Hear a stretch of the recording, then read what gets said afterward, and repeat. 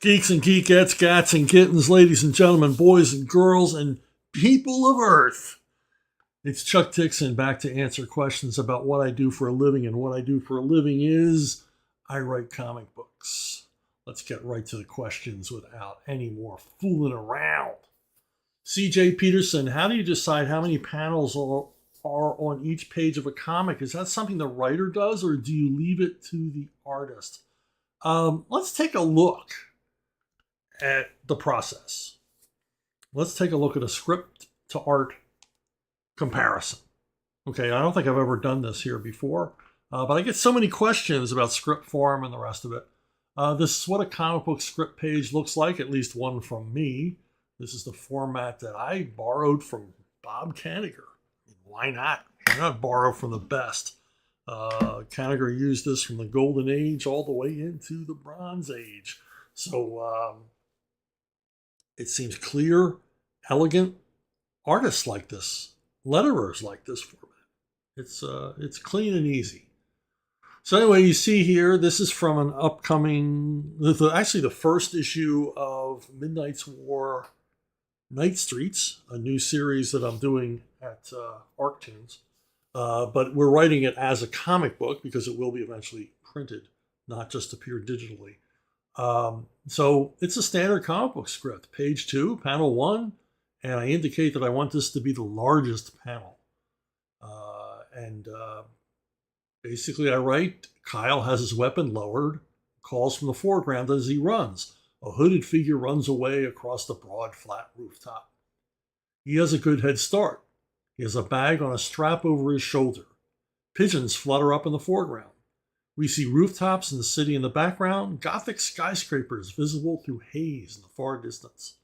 Lots of rooftop details, stuff like antenna and sat dishes in evidence, maybe water puddled in spots. Okay, it's pretty clear. I'm painting a picture for the artist. Every comic book script is really a letter to the artist. Here's what I need you to draw for this story to make sense. Then we have the captions. This is where a promotion took me. I'm house sitting for vamps. It's a vampire. It's set in the universe ruled by vampires. And Kyle is shouting, he's rabbiting.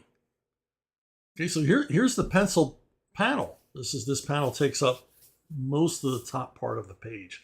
It's it's the opening of a story. I like to use larger panels toward the opening of a story to draw the reader in before we get to the smaller panel layouts. So yes, I am determining how many panels per page there are. And as you can see, Adamir Leal did a hell of a job. This is everything I asked for, and most importantly, featuring the most vital aspects of the panel. A chase is in progress. It's pretty obvious. You don't even need to read anything to know this is a chase in progress. And just a beautiful way to set up. Remember, this is page 2. Page 1 was a splash. So we go on. Panel 2, small slice panel, indicating the size of the panel. Kyle is turned, looking alarmed over his shoulder. I know that sound. I include the sound effect. Shack. Kyle shouts, Rizzo. All right, here's the panel. This is a slice panel. Now, it can be vertical or it can be horizontal, but the meaning is obvious. It's a thinner panel meant to fit in between panels to indicate an action taking place. A detail of an action taking place between the other bits of action. And here's Kyle turning, shouting Rizzo. All right, so a little drama. Okay, we move on. Panel 3, Kyle's taken Rizzo's shotgun barrel in his fist and pushed it upward at discharges. Rizzo looks surprised. Rizzo says, but you said, and Kyle says, but that was for his sake. Panel 4, Kyle runs toward us, gun low, with Rizzo trotting behind, chambering another round as he runs through a puddle. Kyle says, I want him to be able to talk. I'll try and keep up, you tub of goo. And Rizzo goes, yeah. And here is the pencil art by Adamir Leal. And as you see, Adamir has done what is required for the story. It's not just me telling him what to draw. It's the two of us coming to an understanding of what is needed to tell this story. Now, Adamir is free to adapt or change if he has a better idea for how to present this visually. I'm wide open to it because it's a collaborative medium. But here he's basically following exactly what I asked for. And I'm not asking for this, like, once again, out of ego, or I'm the boss, or my words are written in stone. But the artist, if you ask any comic book artist, what they want is clarity from the writer. You know, what do we need, the two of us, to tell the story together? And what do you as the writer see as the most important aspect of this panel? What needs to be emphasized? What needs to be prominent? What needs to be telegraphed? What needs to be set up? And then the artist does that. And trust me, when I say this, is the biggest mistake I see new writers making, and I read scripts by very talented writers, but they all make the same mistake, is that they're too wishy-washy, too passive-aggressive in their art descriptions. They leave too much up to the artist. And the artist doesn't appreciate that. Because the artist is like, look, I don't want to make these decisions. I need you to make these decisions. You're the writer. And then I interpret. You know, I bring my talents to bear after you've brought your talents to bear. And if there are changes to be made, we can talk about them. So there you go. This is what I do. And this is how it works. It's very basic. Mike Ortego. With James Gunn recently encouraging people to read the comics his upcoming movies are based on, should filmmakers of comic book movies do more to promote comics? Obviously, Lord of the Rings and Harry Potter had their fan base before the movies, but when the movies came out, the book sales skyrocketed.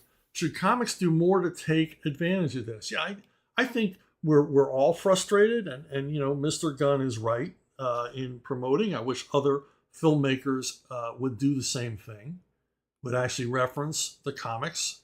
Maybe hold up a comic book every once in a while.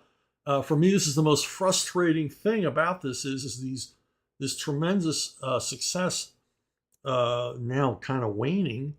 We kind of missed the boat here.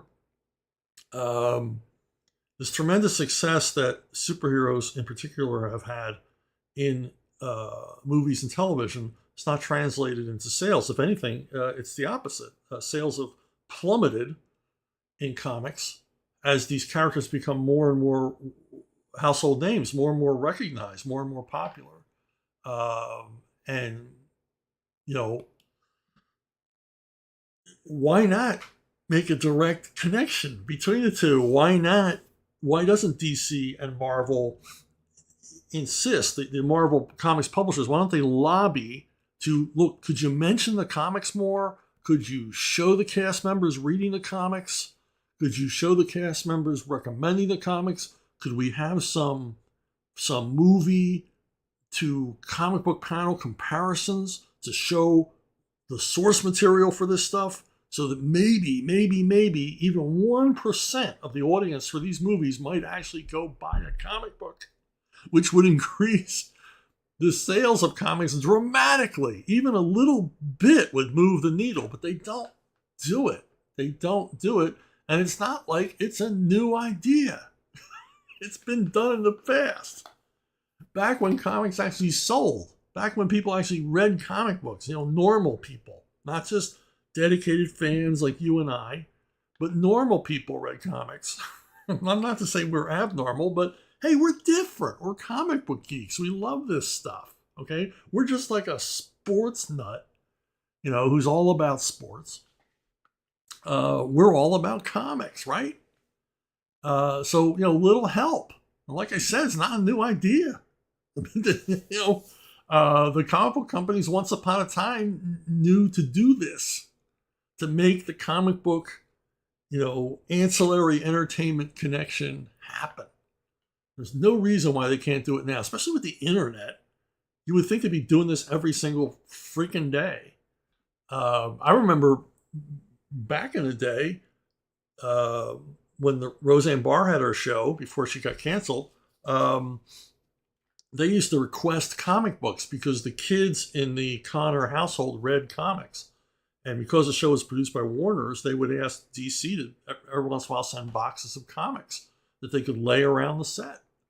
Probably helped us out, showing, real, although fictional, real people reading comics. Actually, people reading comic books on TV. So you went, hey, I wonder what that's about. Where do I get one of them? They look pretty cool. Gabrielle Ventura. Why did you left Birds of Prey and Green Arrow? Well, Green Arrow I left. I mean, when I took on Green Arrow, it was a favor to the editors. They didn't have a regular writer. They were casting around, and the regular writer had left the title for whatever reason. And they asked me, would you fill in? And I said, well, look, I'll write it for 6 months, just to give you 6 months to find somebody else. I ended up writing it for 3 years because I was having fun. But it was always going to sunset. It was always going to be something that I would leave eventually. And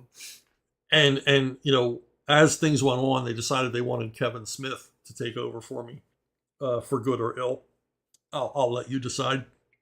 And so my departure from Green Arrow was planned for, I think my 36th issue would be my last issue of Green Arrow, and I would put in elements that would set up the Kevin's run. So so that was planned why I left that. I was never meant to be on the title, as long as I was, and I really only gave it up because I believe I gave it up because they asked me to. It might have been with the beginning of Birds of Prey as a regular title. And there was just, even I couldn't do 5 monthly books and do my best work. Now, the reason I left Birds of Prey is pretty simple. I left for CrossGen. I quit DC. 2001, DC offered me an exclusive contract. I had one before. I was not anxious to sign another one because I didn't like being under an exclusive to DC because I ran through the upper limit, the guaranteed payment in the exclusive contract. I ran through it in like 6 months. And then I had a hard time convincing them to let me do more work. So they upped the amount considerably for the exclusive, but I wasn't happy at DC at the time. I wasn't, the editorial staff had changed. All of my favorite editors were gone. They were replaced by editors who were, as I often say, the kindest thing I can say is they were indifferent. They were indifferent to me. They seemed to be indifferent to the books themselves. They seemed to be indifferent to quality. And that's not what I was there for. I'm a professional writer, but I don't do it for the money, if that makes any sense. I do it because I love to do it. And if I'm not having fun, there's no reason to do it. So CrossGen made an offer, which was a lot less than DC's exclusive offer, but it looked like a lot more fun. So I came down here to Florida, and I'm still here. But yeah, that's why I left Birds of Prey when I did. Now, hey, a new feature here at Ask Chuck Dixon. It came from the Twitterverse. Now that Elon Musk has chased away all of the evil hall monitors who were ruining Twitter for everybody, I've been a lot more active. I've had a Twitter account since 2012, but I was never active there. Eric Burnham did me a great favor by setting up a Twitter account for me that basically echoed my Facebook account. So if I put something on Facebook, it would appear on Twitter. But I never went to Twitter to see what was going on or interact or anything like that because I knew it was a cesspool of scum and villainy. And so but when Elon Musk took over, I thought, well, let me take a chance and get more active on Twitter. And since then, I've grown my follower base and everything else. And I threw out a tweet and said, hey, anybody have any questions for Ask Chuck Dixon? And so the rest of these will be from those folks. So here we go with the first one. Paul NYC via Florida. What was the catalyst for starting the Bad Times novels, especially the first one? Henry Cavill playing Dwayne Rohrbach? Did you already have someone in mind when you thought of or began to write the first book? Who would you like to see play the role if it was ever adapted? Well, the catalyst for doing Bad Times was, the Bad Times books is a series of time travel books that I do, like, with an emphasis on military action. And they're primarily my, toy soldier fantasy books. I'd love to write historical fiction, and I have done a little bit, but at this time, when I started the Bad Times books, I didn't have time to do all the research. I needed to write stuff that would bring some money in. And so I wrote time travel, because that way I got to write historical adventure from a modern point of view, which takes less research because it's seen through modern eyes. It's seen through the eyes of characters from our time period, viewing the past, which didn't require as much research into language and voice and even the exact terminology of a lot of the things they were seeing. They were visitors in a strange time. And so, I wanted to write a series that I owned myself. This is before I created Levon Cade. And this fit the bill because it was time travel, which I love, although my wife says I get schizophrenic when I write time travel. It is a bit of a, it does mess with your mind, or at least it messes with my mind. And I think it should if you're going to do it right. If you're going to keep everything in order in a time travel story, you've really got to think hard about anomalies and paradoxes and blah, blah, blah, blah, blah, all that stuff. So I wrote, 6 books in the series. They're somewhat self-contained. In the final book, it comes to a conclusion. The final book is Pirates of the Cretaceous. It does come to a conclusion. But so the catalyst was basically I needed to write something that I would enjoy writing that would bring some money in quick. And so I,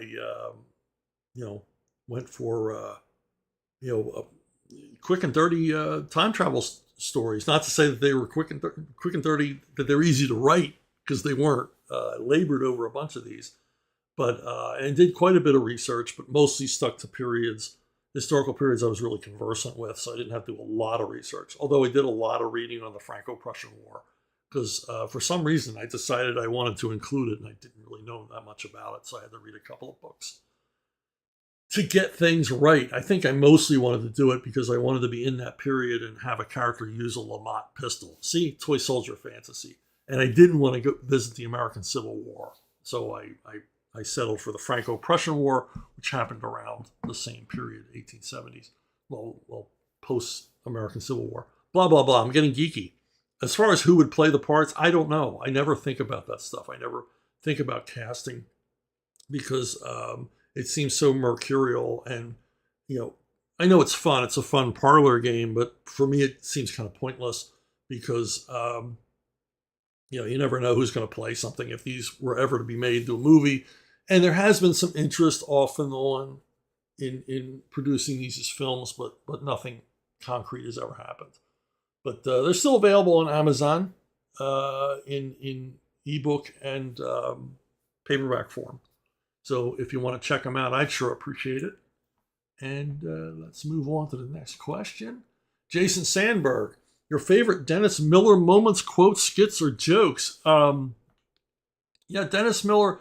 I have this tenuous connection with Dennis Miller in that, I really enjoyed his radio show for the most part. And I remember him on Saturday Night Live, fearlessly talking about O.J. Simpson in a way that no one else on TV was talking about the O.J. Simpson trial.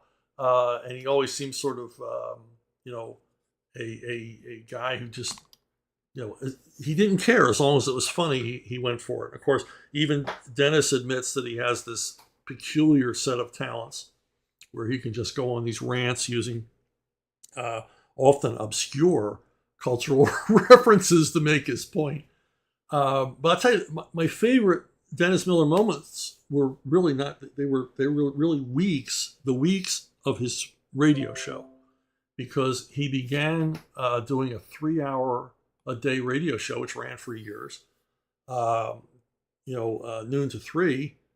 And it was fascinating to listen to the first few weeks of it, because he wasn't a radio guy.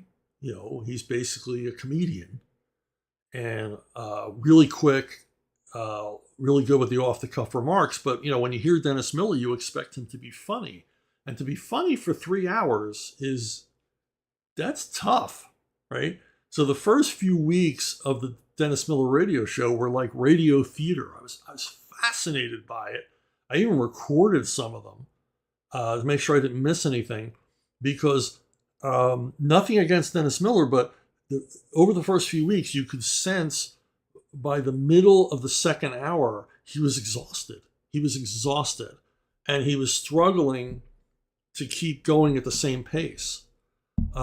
Because, here this guy's mind is churning. He's trying to stay funny. He's improving. He's having fun with guests and everything else, but he didn't really have a format nailed down. And that format sometimes rescues you. And he wasn't interacting as much with his crew as he would later. He was trying to carry this whole thing on his back. And it was amazing to listen to this performer, really running a marathon every day, and probably having to be spend the rest of the evening in a whirlpool bath, either mentally or physically, to get over the exertion. And then eventually they formatted the show, they worked out whatever bugs they needed to work out, and he began to pace himself. And the show was excellent from the beginning, and it was always funny, but that sense of inertia, that sense that he was winded by the third hour was gone. And like a champ, he was doing 3 hours, bing bang boom, alpha male, top of his game for 3 hours. And that, to me, those opening weeks are amazing. I don't know if they're available anywhere on the internet or anything else. But if you're a fan of like radio, or a fan of just performing at all, you need to listen to them, because this guy did a Herculean task. He basically grew into the job. And again, I'm not taking anything away from him. It was very brave. I think it was a very courageous thing for the guy to do. And he probably, in the first few weeks of the show, often wondered, what the hell did I get myself into? Now, my own connection to this show was Paul Ravoche and I, for some reason, we both listened to the show. We decided to do a mock cover of Mansquito, a character that Dennis Miller, a superhero character that Dennis Miller played around with on the air. He would talk, he would just riff on this half man, half mosquito character. And so Paul and I came up with the idea for doing a Bronze Era Marvel cover of the mightiest Mansquito. And Paul sent a print, large poster size print, to Miller's studio, and Miller was so moved, and he talked about it on the air, that he had it framed, and it for years it was right behind him at the studio when he would do the show, because you could watch the show on a podcast, and it was next to I think it was the Saturday Night Live cast photo signed by the entire cast, when Miller was on SNL. And it sat next to one of his most treasured possessions. And we, Paul and I thought that was kind of cool. And he would often talk about it on the air. Now, the other time connection was I was on the show one time, because when the movie Dark Knight Rises came out, if you remember, Mitt Romney was running against Barack Obama in for a presidential election. And some moron somewhere came up with the idea that Bane, the Batman villain created by myself and Graham Nolan, was created for the movie, even though it had been created, a decade earlier, was created for the movie to basically go after Mitt Romney's hedge fund company, Bain Capital. which nothing could be further from the truth. And Rush Limbaugh fell for this hoax and then corrected himself the next day when he was informed. But Miller had me on to, briefly to talk about the creation of Bane and all the rest of it. I mean, for like a week there, I was doing a lot of talk radio because people wanted to talk to, they wanted to fill some time talking about Bane and Mitt Romney and all the rest of that. Complete silliness. Auf Wiedersehen. What happened to Phenom Comics? Any hope for another Hunter Ninja Bear volume? Well, nothing happened to Phenom Comics. They're still around. Hunter Ninja Bear is available. We've got Phenom has a hell of a slate coming up with top talents like Tony Bedard and Scott McDaniel. But what Phenom does is they don't do monthly books. They do these, tent-pole, huge graphic novels. God bless them. Someone's trying to do something to, raise the level of quality in American comics. But they do these, large, very seriously huge, several evenings of reading graphic novels. Hunter Ninja Bear is just the first of them. I have another project coming from them. It's Seven Deadly Sinners by me and Bob C. Harden, and it is in production now. The artwork's been done for quite a while. The coloring's been done for several months, and you will be seeing it offered through crowdfunding from Phenom very soon. And like I said, they have many other projects which are completely done, completely finished. A whole slate, a whole shelf, if you will, of really cool graphic novels coming up. Like I said, these guys are serious about being players in the comic business, and also the Finoglio brothers are very serious about ancillary entertainment and all the rest of it. I've been in talks with them and some people on several occasions, and they have a very ambitious ideas. I mean, they're not going to compete with DC and Marvel. They're competing in an entirely different arena. They're basically making the game their own. They're not playing the comics game the way everybody else does. And good for them. They are doing the Lord's work. And there will be another Hunter Ninja Bear. The brothers have ideas for it. I mean, remember, I did not come up with the story for Hunter Ninja Bear. They come up with the story, and I'm like the screenwriter who takes the story and turns it into a comic book. Of course, with a lot of input and a lot of collaboration, a lot of back and forth with them. But we have an easy working relationship. I really dig what these guys are doing, and I want to be a part of it. I want to be a part of Phenom in a big way, which is why I brought them Seven Deadly Sinners. Now, Seven Deadly Sinners is a whole creation of me and Bob Harden, and it's creator owned.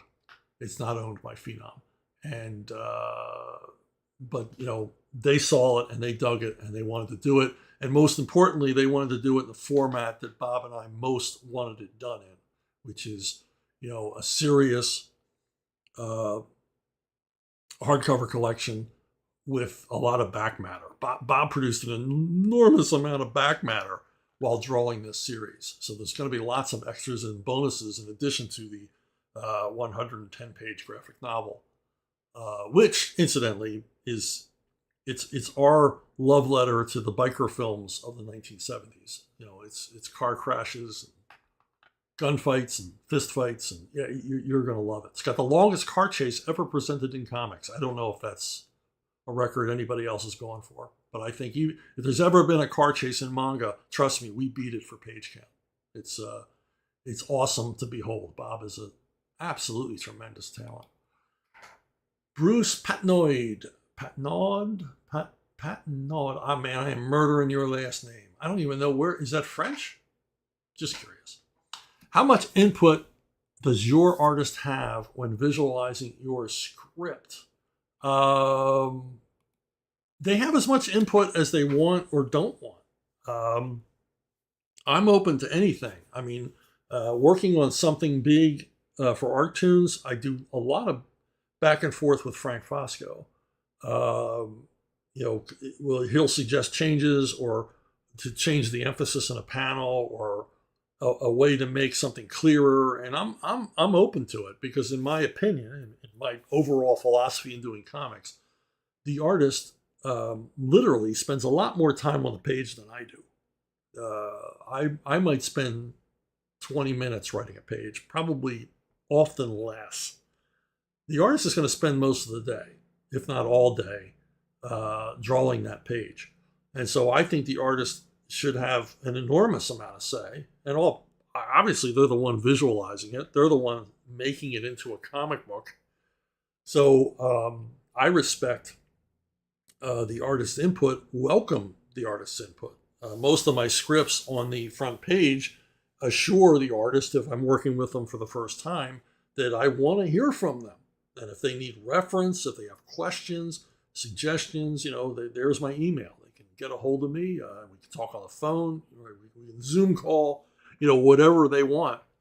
But most artists, just take the script as it is. We saw what Adamir Leal does with my scripts, and I've never spoken to Adamir. I'm not even certain Adamir speaks English, and I'm absolutely certain I don't speak his language because I only speak English. So, but he always nails it. So there's really no reason to talk. I think my scripts are clear enough that there's not a lot of questions. There's not a lot of ambiguity about what I'm going for. So the only time I hear from the artist generally is if they simply have a better idea, or they want to add a panel, or subtract a panel, or what could I turn this into a double page spread? Well, yeah, let me take a look at it, and maybe cut some of the dialogue and think about the panel configuration. But yeah, if you want to do a 2-page spread, we can work that out. So I'm just open. I'm just flexible. Comic book artists work hard, and they deserve consideration. I can't do it without them. Nick Lenz, how did your runs for Robin and Birds of Prey come about? Also, I've seen you in person a few times at Comic-Con, talked about The Outsiders and Bane. I've also met Graham Nolan since then. This is where I pretend I remember you? No. Now, if I saw you, I'd probably remember you. But yeah. Thank you. How did I get Robin? It was Denny O'Neil. Denny O'Neil reached into comic book obscurity and plucked me from the shadows and gave me the job of Robin. He had read, this is back when they used to hire on merit. It's an unknown concept now in the United States.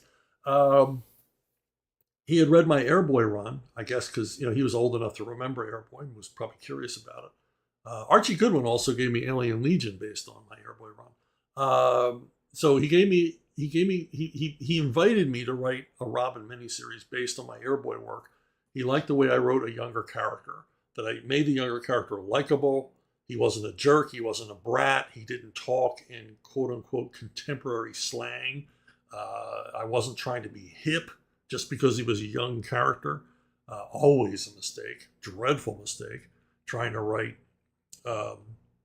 contemporary youthful characters in contemporary youthful voices. You just sort of have to meet some sort of a compromise without using a lot of slang, which would be dated 6 months after the comic came out.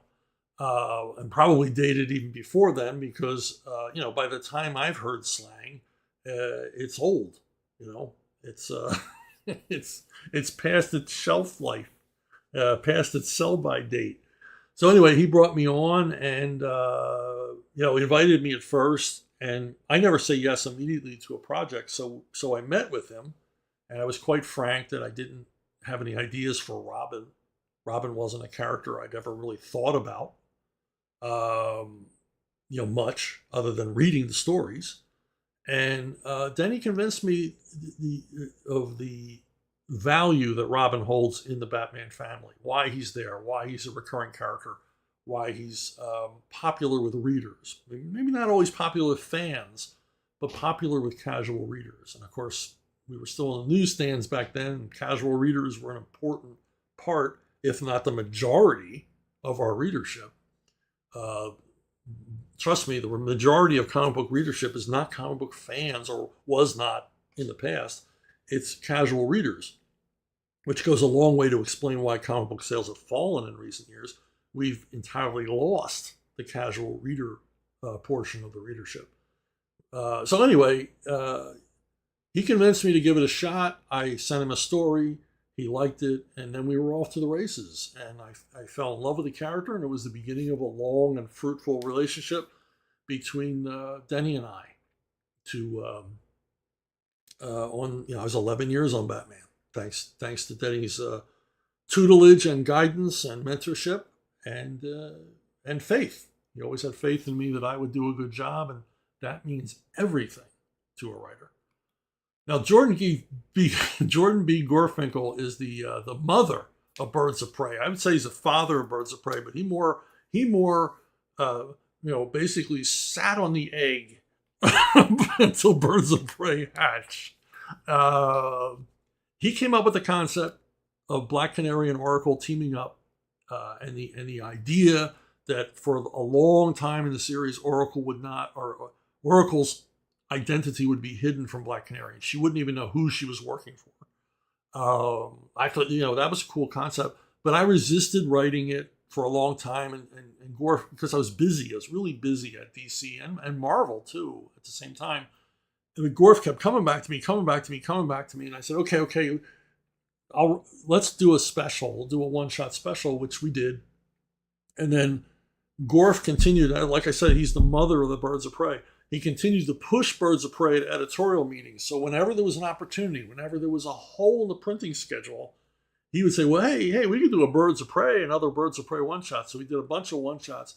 We did a mini-series once because a mini-series they were planning, a mini-series that was scheduled to go to the printers, which is a big deal in comics.